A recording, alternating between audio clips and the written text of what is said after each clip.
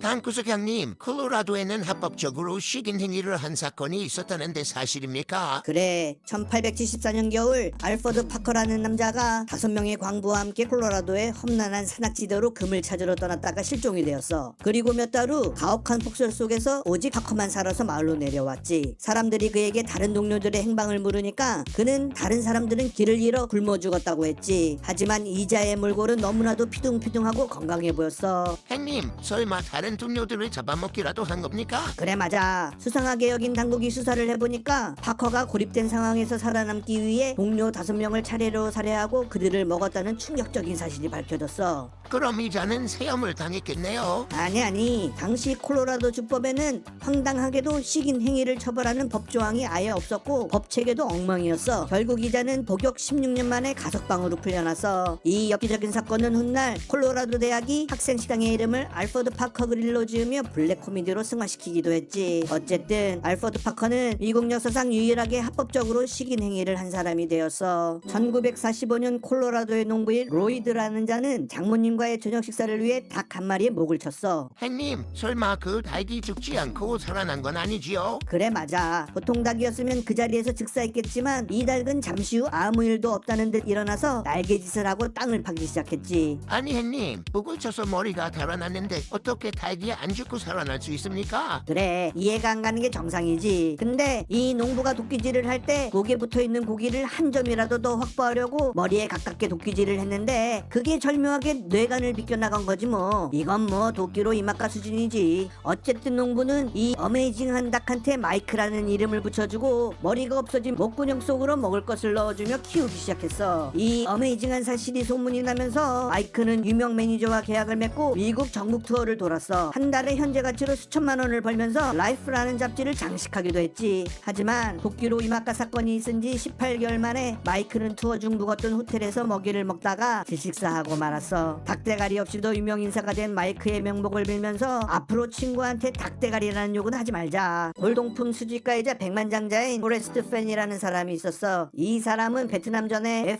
F-100 전투기 조종사로 참전하고 2번이나 비행기가 추락해서 예수님, 부처님, 공자님까지 뵙고 온 자였지. 군대를 전역한 이후에는 골동품을 수집하고 판매해서 엄청난 부자가 되었고 말이야. 근데 이자는 자신이 암에 걸려 죽을 날이 얼마 남지 않았다고 생각하자 2010년에 금괴, 루비, 다이아몬드 등 수백만 달러, 우리 돈으로 수십억이나 되는 보물이 담긴 괴짝을 로키 산맥 어딘가에 숨겼어. 강구석 형님, 그럼 이자가 그 보물을 어디에 숨겼는지 공개는 했습니까? 이자는 많은 사람들이 낭만을 찾아 그리고 보물을 찾아 모험과 도전을 하기를 바랬고 그래서 자기의 자서전에 보물 상자의 위치를 암시하는 24줄짜리 수수께끼 시를 힌트로 남겼지. 어쨌든 이 시를 분석한 사람들 사이에서는 그 장소가 콜로라도의 로키 산맥 어딘가라는 얘기가 돌았고 전 세계에서 35만 명의 트레저 헌터들이 콜로라도를 비롯한 로키 산맥으로 몰려들었어. 근데 보물을 찾겠다고 무리하게 산을 타다가 무려 5명이 사망하는 일이 벌어졌고 콜로라도 주 정부가 보물 찾기를 중단하라고 압박을 하기도 했지. 형님, 그래서 결국 보물을 발견한 자가 나오긴 한 겁니까? 그랬지. 2020년 마침내 잭 스티프라는 한 의대생이 이 보물을 찾아내면서 광기 어린 보물 찾기는 끝났지. 근데 그 보물이 발견된 곳은 콜로라도가 아닌 와이오밍의 로키 산맥이었어. 콜로라도에서 헤매다 돌아가신 그 5 양반들은 이 사실을 알고 저승에서 피눈물을 흘리고 있겠지. 콜로라도의 네덜란드라는 인구 1000명의 작은 산골 마을에 가면 정말 해괴망측하고 기묘한 시신이 보관되어 있어. 1989년 사망한 노르웨이 출신의 요반 할아버지가 그 주인공이야. 사실 이 할아버지는 미국에 있는 손자를 보기 위해 미국에 여행을 갔다가 갑자기 사망을 했어. 근데 이 노인의 손자 트리그베라는 자는 냉동 기술에 미친 광신도였어. 인류 멸망에 대비해서 콜로라도에 냉동 인간 기지를 세우겠다는 야심을 가지고 있던 자지. 결국 자기를 보러 여행을 왔던 할아버지가 갑자기 사망하니까 할아버지를 마루타 삼아 할아버지의 시신을 액체 질소로 급속 냉동을 하고는 이 마을의 한 허름한 창고로 몰래 가지고 온 거야. 이자는 매달 엄청난 양의 드라이아이스를 사다가 시신 주변에 채워넣으면서 할아버지의 냉동 상태 유지에 최선을 다했어. 형님, 그럼 어쩌다가 이 냉동 시신이 발각된 겁니까? 어느 날 이 망할 손자가 비자 문제로 미국에서 갑자기 추방을 당하면서 창고 속 할아버지의 존재가 세상에 드러나게 된 거야. 형님, 그럼 이제 이 할아버지는 편히 땅속에 묻힐 수 있었겠네요. 아니 그렇지 않아. 이 일이 있고 나서 주 정부는 집 마당이나 창고에 시신을 보관하는 것을 금지하는 법을 만들었지. 근데 소급 적용이 안 되기 때문에 이 할아버지의 냉동 보관이 여전히 불법이 아닌 때린 거지. 골 때리는 건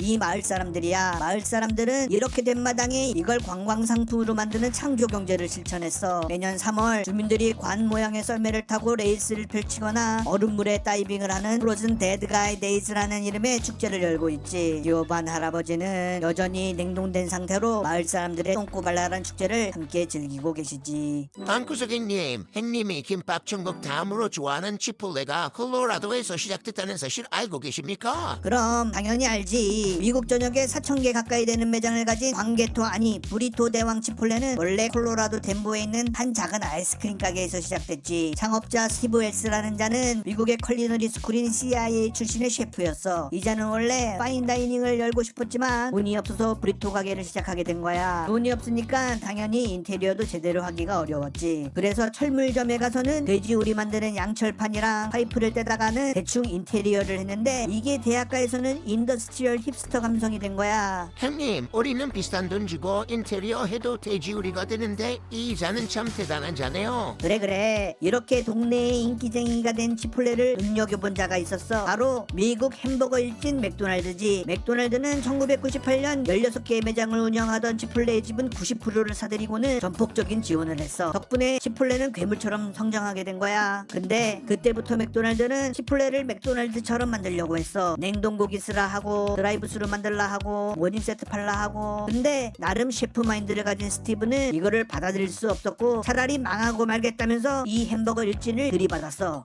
행님, 그럼 햄버거 일진이 열받아서 이자를 잘라버렸습니까? 아니 이자들은 그냥 자기들 지분을 홀라당 팔고 2006년에 치폴레랑 빠이빠이를 했지. 어쨌든 뚝심을 가진 셰프가 일궈낸 치폴레는 현재 100조가 넘는 초우량 패스트 캐주얼 브랜드가 돼버렸으니 맥도날드가 열받아서 이름을 빡도날드로 바꿔야 할 참이야. 1900년대 초에 이미 스마트폰으로 전 세계의 사람들이 서로 커뮤니케이션 할 수 있다고 예언한 사람이 있었어. 방구석이님, 노스트라다무스 아닙니까? 그래 아니야. 에디슨의 라이벌이자 당대의 미친 과학자 바로 니콜라 테슬라지. 테슬라가 무선 전력 전송을 연구하던 당시 번개에 대한 연구가 중요하다고 생각하고는 1899년에 번개 맛집인 콜로라도 스프링스에 비밀 실험실을 차렸어. 마을 의회는 천재 과학자가 왔다면서 환대는 물론 땅과 전기를 무료로 제공하기로 약속했지. 그는 매일 밤 거대한 인공 번개를 터뜨리고 전기장을 퍼뜨리면서 이 마을을 꿈마을 동산으로 만들었어. 땅에 흐르는 전기에 감전된 말들이 뛰쳐날뛰고 들판 아무데나 전구를 꽂아도 전구에 불이 들어오고 나비들의 날개짓에는 전기 불꽃이 튀는 환상의 나라가 된 거야. 1899년 가을밤 테슬라는 장치의 출력을 만땅으로 올리는 최종 실험을 하기로 했어. 스위치를 올리자 연구실 지붕 위에 있던 철퇴 반타나에서 40m짜리 인공 번개들이 사방으로 뿜어져 나왔고 그 천둥 같은 소리가 30km 떨어진 곳에서도 들릴 정도였어. 마을 사람들은 전쟁이라도 난 줄 알고 침대에서 뛰쳐나오고 테슬라는 번개의 향연을 흠뻑 즐기고 있던 그때 번개 소리가 뚝 끊기면서 이 도시가 암흑이 돼버렸어. 과부하를 견디지 못한 도시의 중앙 발전기가 바베큐가 되어버린 거지. 테슬라는 결국 이 도시에서 쫓겨나다시피 떠나야 했어. 그가 개발한 교류전기 특허권은 빌 게이츠 쌈 싸다고 날릴 수 있는 억만장자로 만들어줄 수 있었지만 테슬라는 그 기술을 모두가 누릴 수 있도록 특허권을 찢어버리고는 노년에 돈이 없어 싸구려 호텔방을 전전하며 비둘기 모이주기를 낙으로 삼다가 86세의 나이로 쓸쓸히 세상을 떠났어. 푸른 초원 위에서 사슴과 엘크들이 평화롭게 뛰어노는 이 아름다운 곳은 락키 플랫스라고 불리는 국립공원이야. 이곳은 미국 정부가 일반인의 출입을 엄격히 제한하고 있는 곳이지. 행님, 그럼 이곳은 야생동물을 보호하기 위한 국립공원입니까? 그래 겉으로 보면 그렇게 보이지. 하지만 정작 이곳은 인간을 보호하기 위한 인간 보호구역에 더 가깝지. 행님, 그럼 인간들이 사슴과 같이 뛰어놀고 풀 뜯어먹고 그러는 겁니까? 아니 사실 이곳은 냉전시대였던 1950년대부터 미국 핵폭탄의 핵심 부품인 플루토늄 기폭장치를 비밀리에 만들던 핵심 핵무기 공장이었어. 공장 운영 기간 동안 크고 작은 화재와 방사능 폐기물 누출 사고가 반복되었지만 정부는 이를 철저히 은폐했어. 결국 참다 못한 FBI랑 환경청이 1989년 이례적으로 자국 정부 기지인 이곳을 현장 급습하고 압수수색을 벌였어. 그 결과 어마어마한 양의 플루토늄이 인근 토양이랑 지하수로 흘러 들어갔다는 사실이 드러났고 공장은 폐쇄되었어. 정부는 이 오염된 땅을 정화하겠다고 천문학적인 돈을 쏟아부었지만 완벽한 정화는 불가능했어. 결국 이곳을 야생동물 보호구역으로 지정해서 인간들이 이곳에 접근하는 것을 막으려 한 거야. 동물 보호구역을 가장한 인간 보호구역인 셈이지.